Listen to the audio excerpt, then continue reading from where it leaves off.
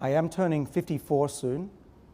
And like most of us, if we just look at today's medicine, someone my age has much fewer days ahead than behind them. And these days ahead do not look very bright for someone in their 50s, and certainly for someone in their 60s, 70s, and 80s.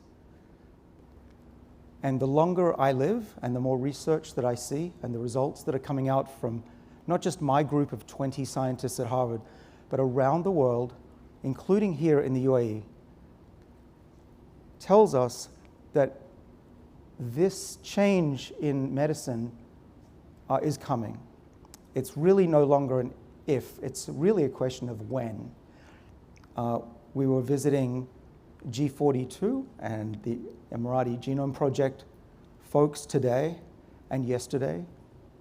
And what I know is that through the development of genomic technology, which the UAE is very advanced in, I would say probably the leading country in the world in genetics, but also advancements in artificial intelligence and the ability to read the structures of the cell in atomic detail, that these combined technologies will advance medicine so fast that none of us in this room can imagine what life will be like in the near future.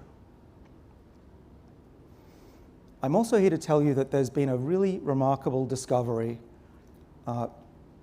made by one of my students, actually, Wencheng Liu. He's now 30 years old, and when he was about 27, he made what I think is one of the most remarkable discoveries of a lifetime. What he discovered, as I'll tell you today, is that there is a backup copy of youth in every cell in our bodies. What does this mean for us? It means that if you see somebody who's old and frail and sick, you should not think of them as old. You should look at them as though they have a corrupted software that needs to be reinstalled. And in my lab, we are learning now how to do that.